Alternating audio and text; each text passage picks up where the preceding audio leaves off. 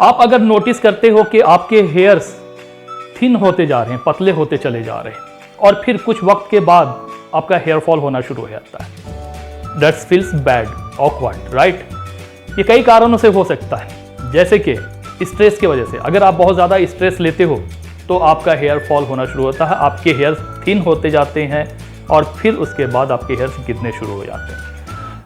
Second reason, bad diet की वजह से, यानी कि अगर आप प्रोटीन डाइट नहीं लेते हो, हेयर फॉलिकल्स को प्रोटीन की ज़रूरत होती है, विटामिन की ज़रूरत होती है, न्यूट्रिएंट्स की ज़रूरत होती है। अगर आप सही डाइट, बैलेंस डाइट नहीं लेते हो तो हमारा हेयर लॉस होना शुरू हो जाता है। This is the second reason. तीसरा रीज़न, जेनेटिक की वजह से। अगर आपके ग्रैंडफादर के साइड से अगर किसी को बाल्डनेस है तो आपको भी ये हो सकता है। This is the third reason. Fourth reason ये है कि डिहाइड्रोटेस्टोस्टेरोन, जिसको हम बोलते हैं DHT, अगर आपके शरीर में DHT का प्रोडक्शन ज़्यादा होता है तो ये DHT आपके हेयर फॉलिकल्स पर अटैक करती है और आपका हेयर लॉस होना शुरू हो जाता है। DHT है क्या? DHT is a dihydrotestosterone hormone.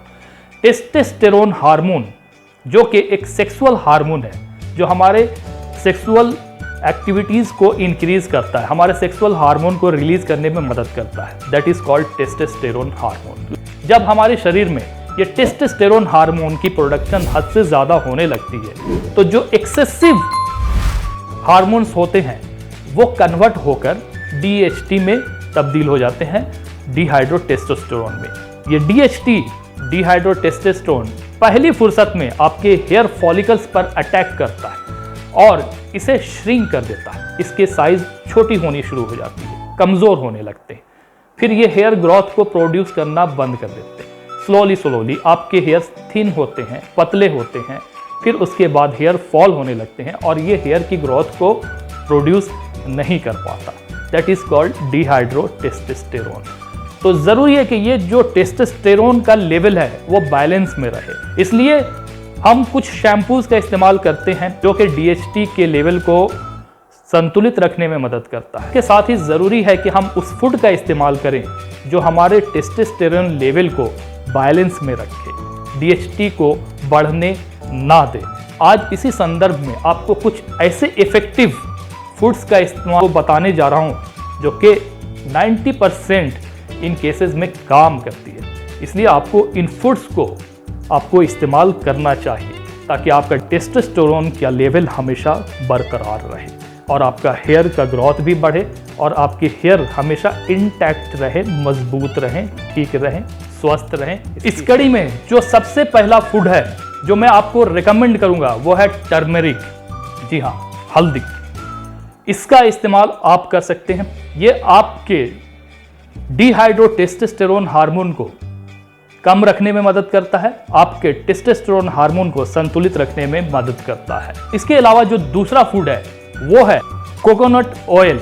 इसका भी आप इस्तेमाल कर सकते हैं अपने स्कैल्प के ऊपर में, जो कि आपके डिहाइड्रोटेस्टोस्टेरोन हार्मोन को संतुलित रखने में मदद करता है, बढ़ने नहीं देता, और अल्फा रिडक्टिव एंजाइम्स को कम करने में मदद करता है जो कि आपके हेयर लॉस को बढ़ाती है। इसलिए आपको इसका इस्तेमाल करना चाहिए अपने स्कैल्प के ऊपर में। कोकोनट ऑयल में हाई परसेंटेज फैट, जिसे ट्रिग्लिसराइड्स के नाम से हम जानते हैं, ये इसमें अच्छी खासी मात्रा में पाई जाती है। ये DHT के प्रोडक्शन को ब्लॉक करता है और रोकता है और हमारे टेस्टोस्टेरोन लेवल को एडिक्वेट रखने में मदद करता है। तो आप कोकोनट ऑयल का इस्तेमाल कर सकते हैं इसके लिए। इसके अलावा जो तीसरा फूड है वो है फ्लैक्स सीड। फ्लैक्स सीड में अल्फा लेनोलेनिक एसिड अच्छी मात्रा में पाई जाती है।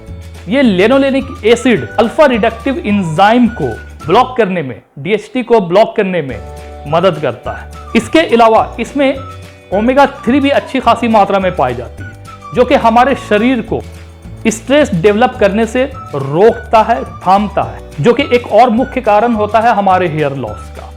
तो आप इसका इस्तेमाल करके DHT को ब्लॉक कर सकते हैं और साथ ही साथ स्ट्रेस रिलीफ करने में भी आपकी मदद करता है। इसके लिए आपको फ्लैक्स सीड्स का इस्तेमाल जरूर करना चाहिए। इसके साथ ही जो चौथा फूड है वो है ऑनियंस। हम जानते हैं कि ऑनियन में ऐसे कई रिच एंटीऑक्सीडेंट्स पाए जाते हैं, मिनरल्स पाए जाते हैं और विटामिन पाए जाते हैं जो हमारे हेयर की ग्रोथ को बढ़ाते हैं और हमारे हेयर लॉस को रोकते हैं। इसमें एक और बेनिफिशियल कंपोनेंट्स मौजूद होता है जो कि बहुत कम लोग जानते हैं, और वो है क्वेरसिटिन। ये एक ऐसा कंपाउंड है जो कि आपके डीएचटी के प्रोडक्शन को होने से रोकता है, और अल्फा रिडक्टिव एंजाइम जो कि आपके हेयर फॉलिकल्स पर अटैक करके इसे बर्बाद करता है, उसको रोकता है, थामता है और उसकी प्रोडक्शन को बढ़ने नहीं देता। इसके साथ साथ इसमें बहुत सारे न्यूट्रिएंट्स पाए जाते हैं जो कि आपके हेयर ग्रोथ को बढ़ाते हैं। इसलिए आपको ओनियन जूस या फिर ओनियन ऑयल का नेचुरल फॉर्म में इस्तेमाल अपने स्कैल्प के ऊपर में करना चाहिए। इसके अलावा आपको एक और बेनिफिशियल चीज का मैं बताने जा रहा हूं, और वो है ग्रीन टी का।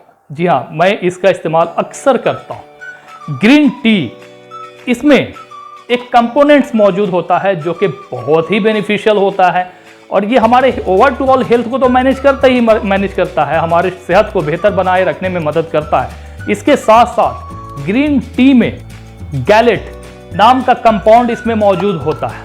ये कंपोनेंट हेयर लॉस से लड़ने में मदद करता है। इसके साथ साथ डीएचटी के प्रोडक्शन को रोकता है, ब्लॉक करता है, और इस तरह से आपका हेयर लॉस रुक जाता है और आपके हेयर की ग्रोथ भी बढ़ती है। इसलिए आपको ग्रीन टी का इस्तेमाल जरूर करना चाहिए। इसके अलावा जो नेक्स्ट फूड है वो है पंपकिन सीड। क्या आप जानते हैं कि पंपकिन सीड कितना बेनिफिशियल है? पंपकिन सीड में आयरन, जिंक, मैग्नीशियम और एंटीऑक्सीडेंट अच्छी खासी मात्रा में पाई जाती है, जो कि हमारे टेस्टोस्टेरोन हार्मोन को लेवल में रखने में हमारी मदद करती है और डीएचटी के प्रोडक्शन को होने से रोकती है, ब्लॉक करती है। इसके अलावा पंपकिन सीड में ओमेगा 3 फैटी एसिड अच्छी खासी मात्रा में पाई जाती है। ये ओमेगा 3 फैटी एसिड हमारे रिप्रोडक्टिव हेल्थ को बेहतर बनाए रखने में हमारी मदद करती है, इसलिए भी आपको इसका इस्तेमाल करना चाहिए। तो ये वो फूड्स हैं जो डीएचटी को ब्लॉक करने में आपकी मदद करती है, इसलिए आपको इसका इस्तेमाल ज़रूर करना चाहिए, और इस तरह से आप अपने हेयर लॉस से फाइट कर सकते हैं, रोक सकते हैं, थाम सकते हैं और अपने हेयर की ग्रोथ को बेहतर बना सकते हैं। इस वीडियो को दूसरे तक शेयर करें, लाइक करें, कमेंट करें। अगर इस चैनल पर नए हैं तो चैनल को सब्सक्राइब जरूर करें। मिलते हैं इसके साथ ही दूसरे वीडियो में, तब तक के लिए बाय बाय, टेक केयर।